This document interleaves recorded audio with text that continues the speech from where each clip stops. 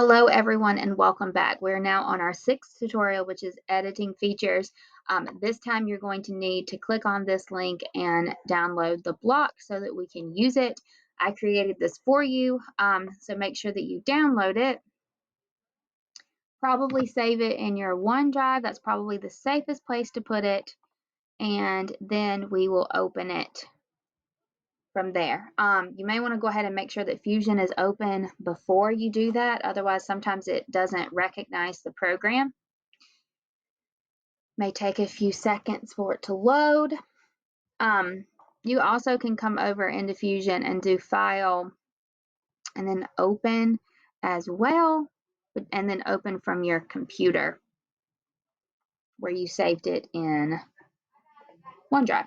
So either one of those options will work. I'm going to cancel that out because I know I was loading it over here. Either way will work.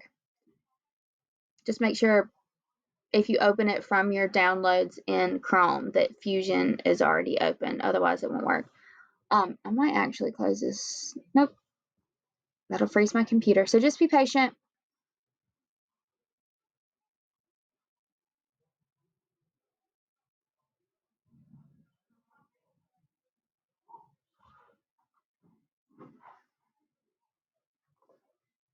And it should look like this. All right, now looking back, I'm actually going to close this Fusion so I don't have so much running in the background. There we go. It's going to look like this. And now we're going to take this object and manipulate it just a little bit. So looking back at that tutorial, let's scroll down, and the first thing that we want to do is to edit the base dimensions, and we want to change them from 2 to 2.5, I think. So looking here, the base extrusion is based off of a sketch, and you want to find the sketch before it. So looking here, you can double click here, or you can right click and edit, whichever one.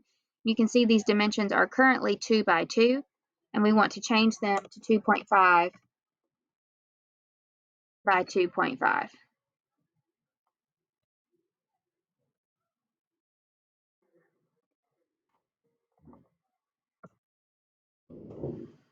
Like that.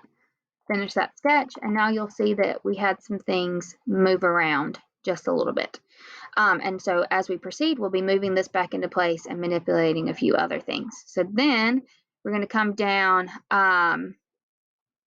to the sketch on the top that locates this situation. And you'll find that maybe here. Yes, turns out it was. If you're not sure where it is, especially as you are working in your own designs, just click around until you find the sketch that you're looking for. I'm going to change this to 1.25, and this should locate it back to the center like it was whenever we first opened the file. Like that. Finish that sketch, and now you see it adjusted it, but we did lose these holes that were supposed to be up here. Coming back, we're now going to relocate this hole here. Again, if you're not sure which sketch, I know it's going to be here. The reason I know that is because this sketch is what located this hole, and then this hole was used to create this circular pattern. So I'm going to double click here, but again, if you're not sure, then just click around in the sketches. They all look like this with a little pencil until you find the one that you're looking for. So its new dimension should be 1.25 from the left edge and 0.65 from the top. So 1.25 from the left edge and 0.65 from the top. And you'll see that that'll put it back on the circular object that we have. You can see that it moved them back. And then the next step, I think, is that we are going to edit the circular pattern that we have here so we can increase the number that we have. So looking back, we currently have 7, and we want to change it to, oh no, we have 8, and we want to change it to 10. So looking for that circular pattern, you will see that here. We're going to edit that, and we want to change that from 7 to 10 so that it looks like this. And then we're going to come down and we want to edit the counter borehole. It says click hole 3, but the version that I made, I only drew 2 holes. So just be mindful of that. Sometimes the number count is a little off, but if you double click here, this is obviously not a counter bore hole and it's not the hole that they're talking about. So we'll be double clicking here instead.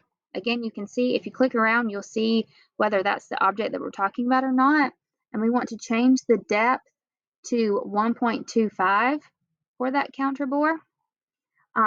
It is currently 0.25, so we want to change that to 0.125. Just had to verify. Always double check and make sure you're putting the right values in there. 1.25. And then that completes that tutorial. So that's it. You'll share your link from Fusion and then submit that in for your assignment.